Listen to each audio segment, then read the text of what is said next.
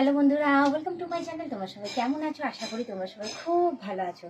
এই দেখো আমি ছাদে চলে এসেছি। এই বিকেলবেলার দিকে ছাদে এসেছি কাপড় চোপড় মেলতে। আর দেখো সকালবেলা এসে এই লাইনে যে কটা দড়িতে জামা কাপড় আছে সমস্তটা কেচে ধুয়ে সকালবেলা একবার কাঁচা ধোয়া হয়েছে, কিন্তু হয়ে গিয়ে সমস্ত মেলে দিয়ে গেছে, জানি না শুকিয়েছে কিনা। আর কালকের কাপড়গুলো এই যে এখানটাতে ফেলে রেখেছি, ঠিক আছে?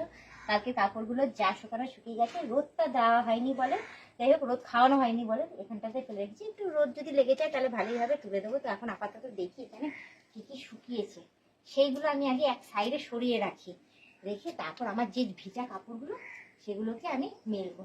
তো যাই হোক ভালোই হয়েছে, সকালবেলা আমি কেচে দিয়েছিলাম বলে শুকিয়ে গেছে, অ্যাটলিস্ট একদিকে ভালোই হয়েছে।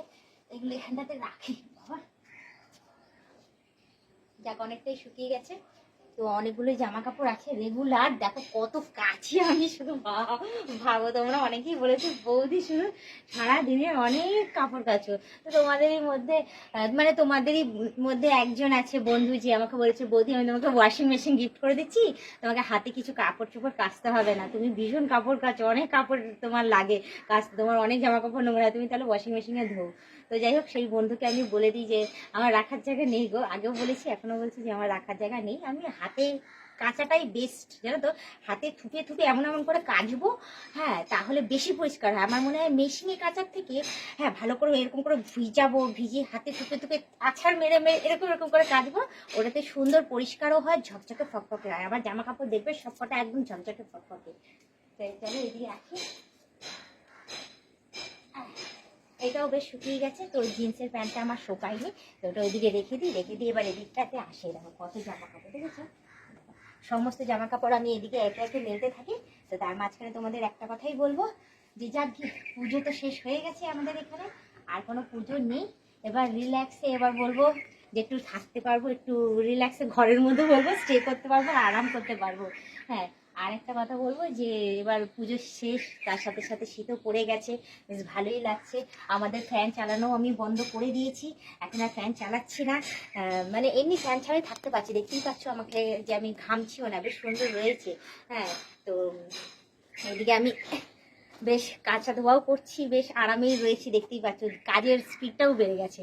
তো এই দেখো, তো এদিকে আমার আরেকটা নাইটি আছে, এই নাইটিটা আমি এখানে মেলে দিই।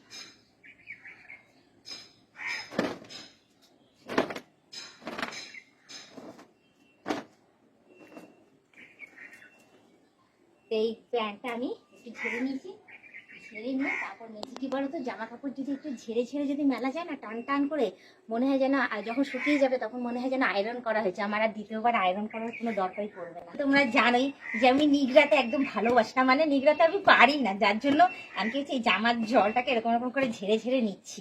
ভালোই হবে এরকমভাবে ঝেড়ে ঝেড়ে জলগুলোকে ঝরিয়ে নেবো, তারপর কি মেলবো। বেশ দারুণ ব্যাপার না, দারুণ বুদ্ধি। তোমরা নিজেরাই কমেন্টে জানাবে বৌদি বেশ ভালো বুদ্ধি আছে না, বুদ্ধি করে করে কাজ করে, মানে কাজে যত ফাঁকি দেওয়া যায়, যত শর্টকাটে করা যায় সব কিছু আমি করি, ঠিক আছে? এদিকে আমার সমস্তটা মেলা কমপ্লিট, দেখতেই পাচ্ছ এই লাইন থেকে এই লাইন পর্যন্ত সমস্ত ভিজা কাপড় আমার মেলা কমপ্লিট হয়ে গেছে। বালতির জলটা আমি ওদিকে ফেলে দিই। আজকের ব্লগ ভিডিওটা আমি কাপড় মেলেই শেষ করে দিলাম, আবার অন্যদিন অন্য কোনো ব্লগ ভিডিও নিয়ে হাজির হয়ে যাবো। আজকের মতো টাটা, বাই বাই। সুস্থ থেকে এভাবে আমাকে দেখতে দেখতে আমার পাশে থেকে আমাকে প্রচুর পরিমাণে সাপোর্ট করে এগিয়ে নিয়ে যাও।